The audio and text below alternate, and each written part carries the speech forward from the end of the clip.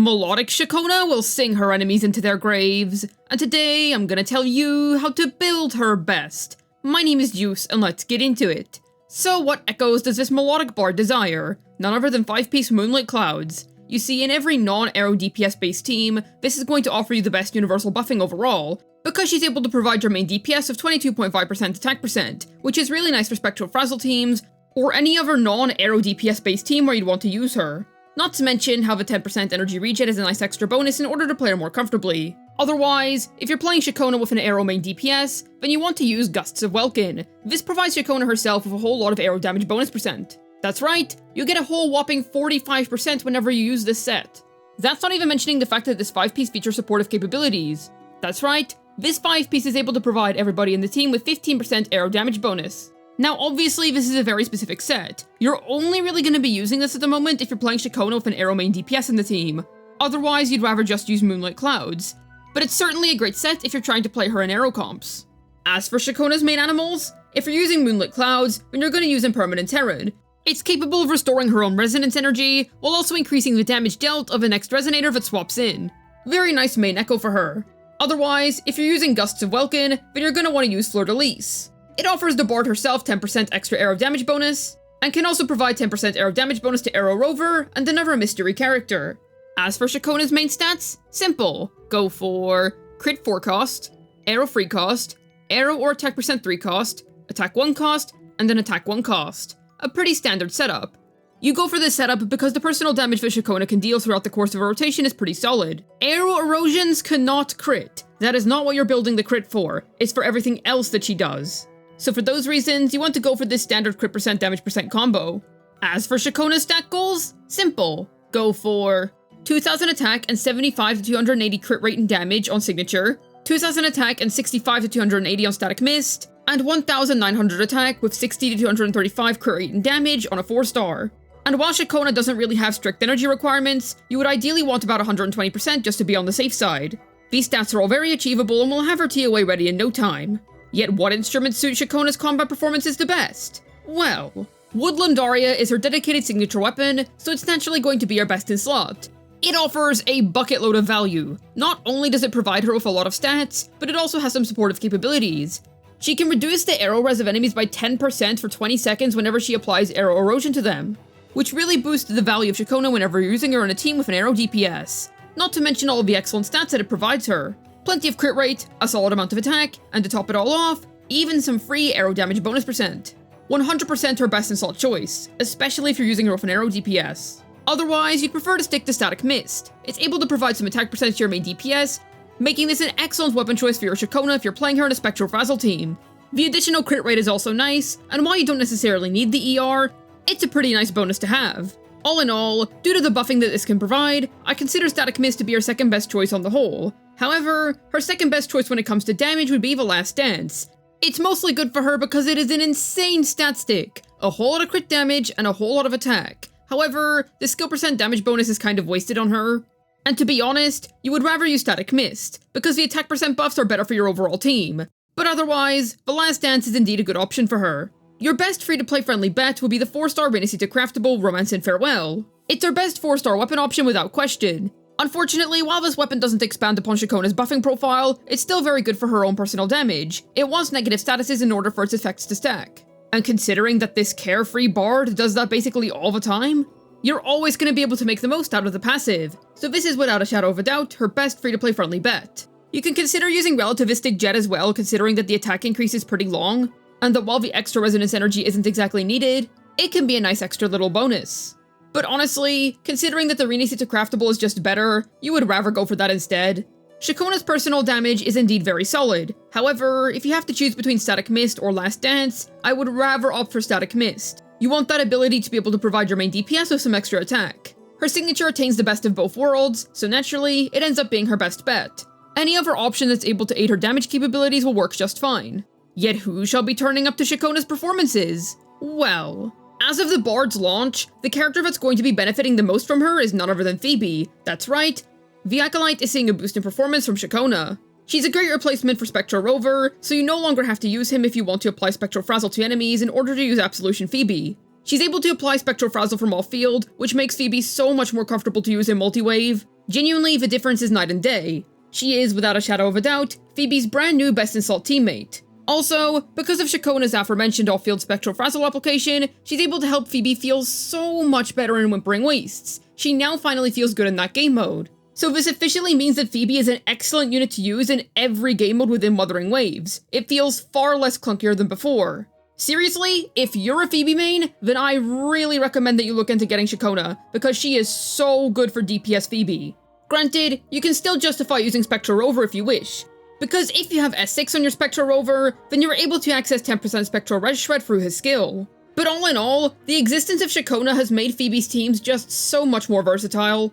Example teams include Phoebe, Ciaccona, Shorekeeper or Verena, the Acolyte, the Bard, Spectral Rover. Ciaccona also opens up a new team avenue for people who have Zani, but don't have access to a Confession Phoebe. I will say that the Acolyte is a significantly better teammate for Zani. However, yes, you can indeed get by just fine by using the Bard. She's the GOAT's second best Spectral Frazzle applier, being second to none other than Confession Phoebe herself. You would also ideally have Spectral Rover in the team. There's no reason to use Ciaccona if you have Phoebe already, because then you're getting all the Spectral Frazzle application that you could ever need. All in all, a perfectly fine synergy that works in every game mode. Just keep in mind that as always, Zani without Confession Phoebe is going to do significantly less damage, considering that the Acolyte provides so many good Spectral Frazzle based buffs for her. Example teams include Zani, Ciaccona, Spectral Rover. And then there's the very interesting synergy with Gion. This is the primary Arrow DPS synergy that she has as of now. This synergy works because Arrow Rover and Ciaccona work very well together. Considering that Rover is able to amplify arrow damage, with the Bard also being able to do so, not to mention being able to potentially shred arrow res if you have her signature weapon, or even provide attack percent through Static Mist, they end up being an excellent supportive duo for Gion. This isn't going to be better than the Dragon General's best in slot team, but it's definitely still a nice alternative, and helps you free up Shorekeeper more easily. It also makes the Gion Arrow Rover synergy better on the whole. Example teams include Gion, Ciaccona, Arrow Rover. Yet how do you play this silly Bard? Well, her base rotation goes a little something like this.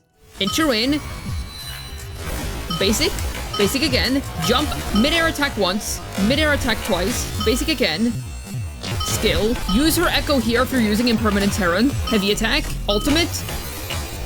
Then if you want to apply Spectral Frazzle, stay for a moment to apply it, otherwise swap out if you're fine with Arrow Erosion, outro. You always want to opt for jump cancelling over dash cancelling, because jump cancelling is far easier to achieve while being just as consistent as dash cancelling.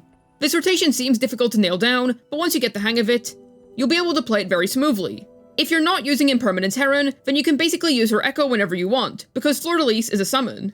Yet how does Ciaccona work? Well, her basic attacks will deal 4 simple arrow strikes. However, that's not all there is to it. Her fourth one is going to apply a stack of arrow erosion, while also starting a solo concert, which is basically going to leave behind a shadow of her singing that provides 24% arrow damage bonus to everyone in the team. As for her skill, she'll inflict some arrow damage and apply 1 stack of arrow erosion. Nothing much else to add here. As for her Resonance Liberation, she'll start to sing, and depending on what button you press or key you press, you're able to choose whether she applies Spectral Frazzle or Arrow Erosion whenever she swaps out. If you leave it as it is and you swap, she's going to apply Arrow Erosion. If you switch it manually, then she's going to apply Spectral Frazzle on swap out. After you swap, she's going to continue singing, and will continuously apply the negative status that you chose from off field.